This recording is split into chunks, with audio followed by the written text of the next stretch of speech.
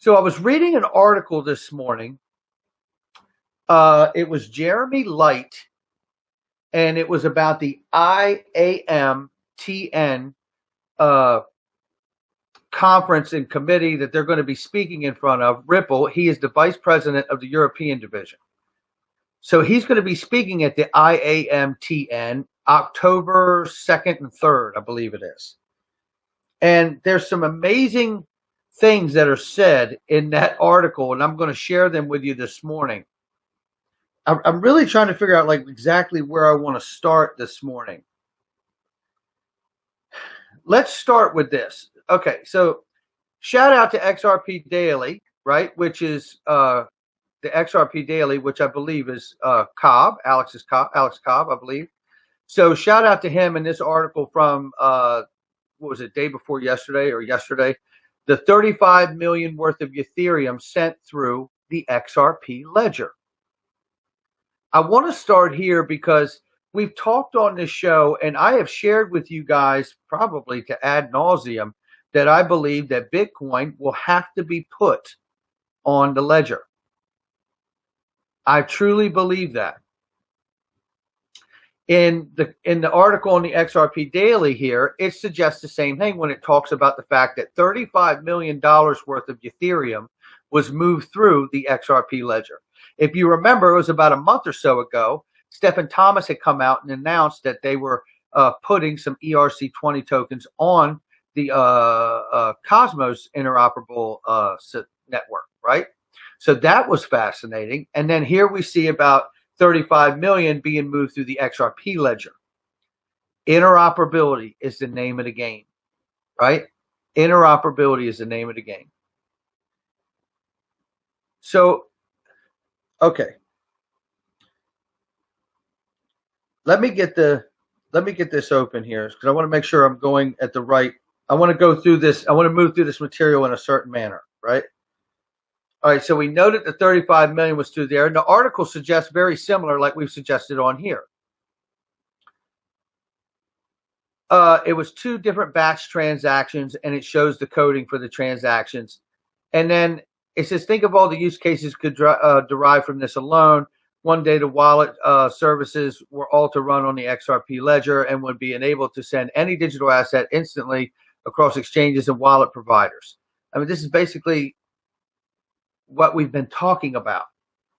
Now I want to show you I'm not going to read this whole article from Jeremy Light, the vice president of the European Union for European division for Ripple, but I want to share with you a couple spots here, right? For one, he points in the article, and I'm just going to jump into little excerpts here real quickly. So guys, hit that like and subscribe on your way in. We're talking about XRP and the fundamental things of asking the question, how high can the price go, right? How high can the price go? And I'm not just talking about some willy-nilly just guess at a price. I'm talking about looking at the fundamentals that should suggest to each and every one of you where the price is going to go. So in this particular part with Jeremy Light, I'll show you right here, this article with Jeremy Light, vice president of the European Union or European division, for Ripple. He talks about Jeremy Light believes the digital assets such as XRP will become increasingly adopted as a bridge currency in cross-border payments. No surprise, in particular for on-demand liquidity, taking significant friction out of the process. The larger consumer tipping point is still to come.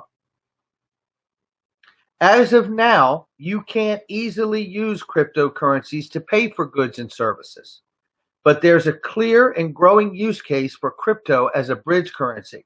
As a bridge between one fiat currency and another, it solves the liquidity issues in cross-border payments, and this will be a game changer.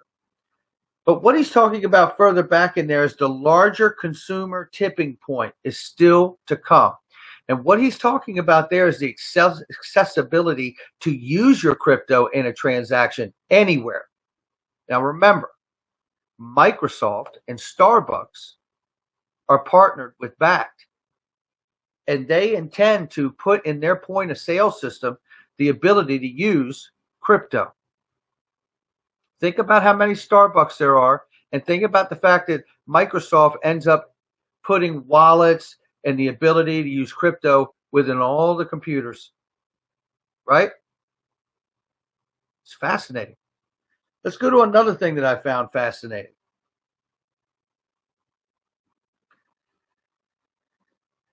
Okay. Let me figure out where to get this. Check this statement out. The payment infrastructure that most people still use today was born in the time before the internet existed, much less became democratized, says Jeremy Light. Think of AOL and others that all operated their siloed islands in the early days of the internet.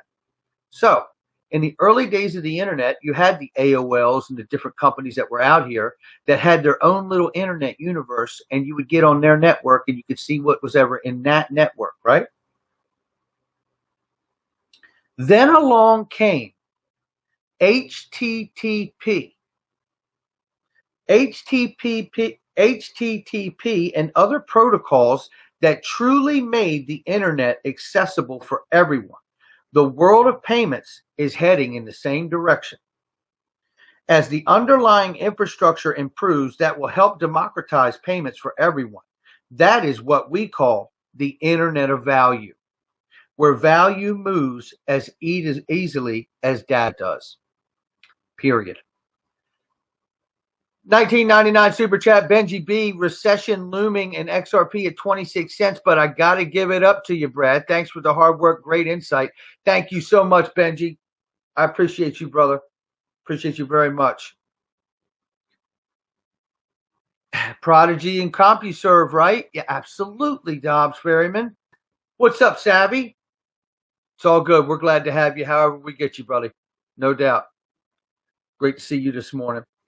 So, guys, the point here, and real quick before I get to the point, Clay Rucker, good morning to you. We went to Walmart yesterday and stopped by Money Center. I was wearing my XRP shirt, and the clerk said, "I like your shirt." I responded back, "Thank you," and I like MoneyGram. Yeah. How about that? That's going to start happening more and more and more, right? So coming back home to the point here, have you asked yourself if Brad Garlinghouse, after the announcement of Facebook's Libra coin, the stable coin that they were going to launch off that crappy white paper, which makes no sense, right? Ask yourself, if all of the exchanges and all the banks and all the remittance companies that want to take part in this level playing field, right, that everyone in the high level government, right, is talking about putting in place a level playing field, that starts with the FATF guidelines, the global guidelines, right? Which means everyone has till next June to become compliant and be KYC, AML, CFT, just like the banks. Well, Brad Garlinghouse stepped up and goes, "Hey, RippleNet hasn't done one transaction that isn't KYC. Put that in your pipe and smoke it." Remember that? Remember that moment? Not one, he said. You know what that tells me? It tells me what I've been saying before, and I'm going to say it again today. Everything is going to run on the ledger. Everybody's coin is going to be on the ledger. No one else is compliant as XRP.